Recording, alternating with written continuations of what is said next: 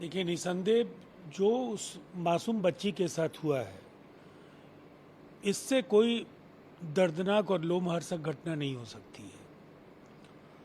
लेकिन किसी भी अपराधी को न्याय देने के लिए बाज़ाब्ता एक प्रक्रिया है। भारतीय दंड संहिता में कई ऐसे कड़े प्रावधान हैं जहां गिरफ्तारी के बाद उस पर मुकदमा चलाया जा सकता है।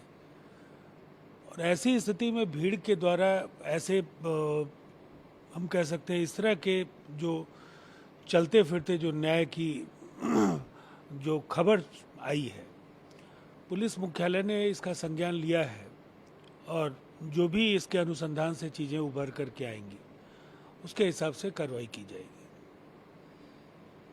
उदित राज ने राष्ट्रपति को लेकर के आपत्तिजनक टिप्पणी की है। इसको लेकर के राष्ट्रीय महिला आयोग ने 10 अक्टूबर को व्यक्तिगत रूप से आयोग के सामने पेश होने की बात। महामहिम राष्ट्रपति का जो पद है, निसंदेह ये दलीय परिधि से बाहर इसे माने जाने की परंपरा रही है और अभद्र टिप्पणियों से, तथ्यहीन आरोपों से पूर्व में भी जो भी इस लोकतांत्रिक प्रक्रिया में विश्वास रखते हैं, जनप्रतिनिधि हो या कोई सामान्य व्यक्ति, टीका टिप्पणी से वो बचते रहे हैं।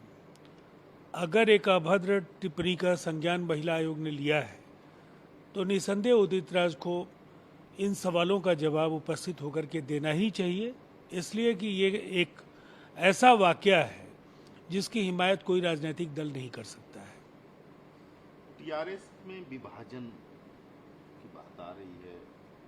टीआरएस ने बीआरएस के रूप में एक राष्ट्रीय पार्टी की घोषणा की है केसीआर में, जिसमें एमआईएम है, जेडीएस है, इसको मिला करके। लेकिन उस घोषणा के क्रम में केसीआर की बेटी जो कविता है वो पार्टी लॉन्च के समय अनुपस्थित हुई। इसको लेकर के कयास लगाए जा रहे हैं। देखिए, किसी भी पार्टी को अपने राष्ट्रीय विस्तार या एक क्षेत्रीय पार्टी को राष्ट्रीय स्वरूप का जामा पहनाने का पूरा अधिकार है और इस अवसर पर उनकी पार्टी से कौन उपस्थित हुआ कौन नहीं हुआ पूर्णतः या उनका अंदरूनी मसला है।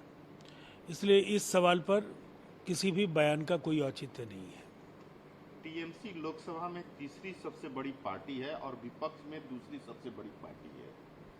यह बहुत दुर्भाग्यपूर्ण है कि टीएमसी अब किसी भी अस्थायी समिति की अध्यक्षता का प्रतिनिधित्व नहीं कर रही है।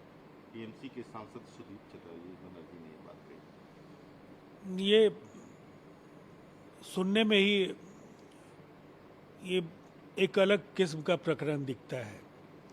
जो लोकसभा और राज्यसभा की समितियों के गठन के प्रावधान हैं, उसमें इतनी महत्वपूर्ण पार्टी के स्थायी समिति के अध्यक्ष पद को लेकर अगर किसी भी समिति के अध्यक्ष पद के लिए कोई नाम उनका चयनित नहीं हुआ है तो ये एक पारदर्शितापूर्ण कार्रवाई तो नहीं कही जा सकती है।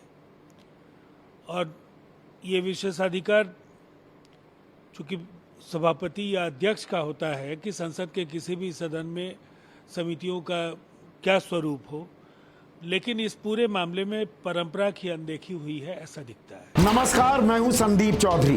अगर आपको ये वीडियो पसंद आया हो तो इसे लाइक और शेयर जरूर करें और हाँ, हमें सब्सक्राइब और फॉलो करना ना भूलें ताकि आप देश और दुनिया की कोई खबर मिस ना करें। तो जुड़िए हमारे साथ और देखते रहिए News 24।